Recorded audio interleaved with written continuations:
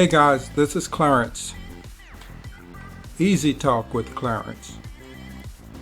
And what I'm doing, I'm asking for feedback. This is a post where I'm doing a training with wealthy affiliates, and I'm to share it with my social media. So I will be sharing it without voice. Hope you like it. Basically, it has been a rehash and a repurpose posting. So that's to say that it has been posted before.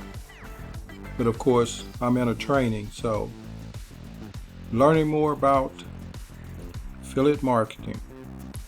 This is Easy Talk with Clarence. Thanks for the feedback, guys. I would appreciate it. Thank you. So maybe it would be better if I read it. At least you wouldn't have to spend the time reading it.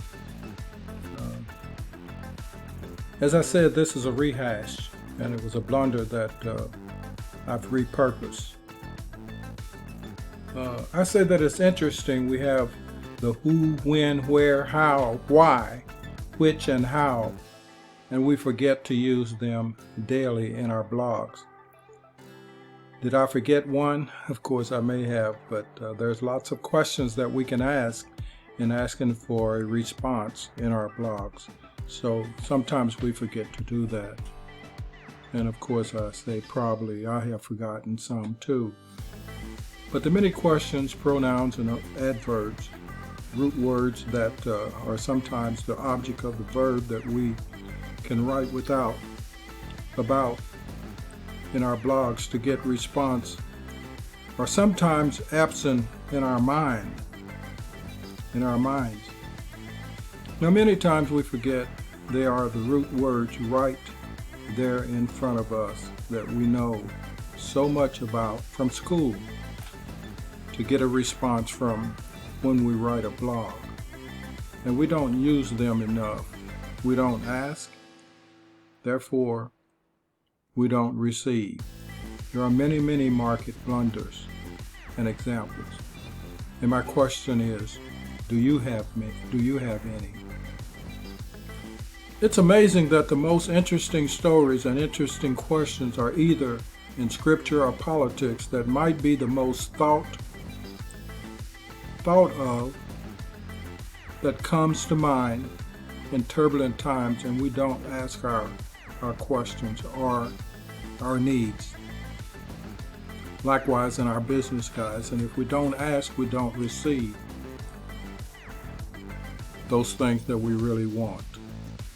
However, I cannot get out of my mind writer's block or brain freeze, something I had when I was going back home north to make a speech.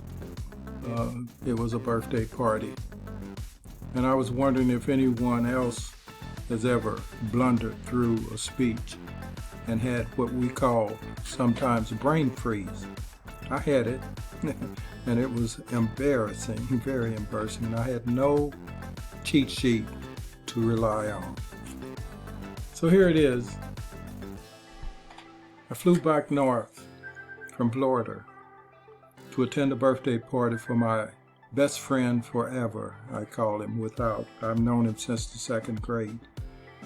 And with some 100 attendees, I blundered my talk, already being one of who could leave a room, going into another to get something, and would forget what it was that I went there for. And I suppose that has to do a lot with age. But I was just wondering, have you ever, in making speeches or a speech or a talk, trying to chronicle a lot of nice things that you wanted to say about someone or your best friend, who in this case was my friend for most of my life, and you start talking, and then you have this thing called brain freeze. It sets in. You don't know what else to say. You're trying to think. You have a lot to say, but you just can't seem to get it out exactly right. Guys, for me it was so embarrassing. But as I say, life goes on.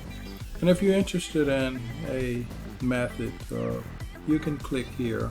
And of course, I'm not selling anything. I'm just making a showing and an offer.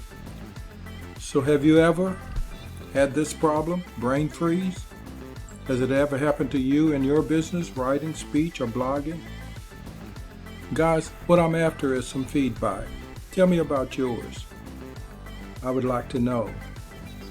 I'd like to feel like I'm not alone. So feedback from you would be great.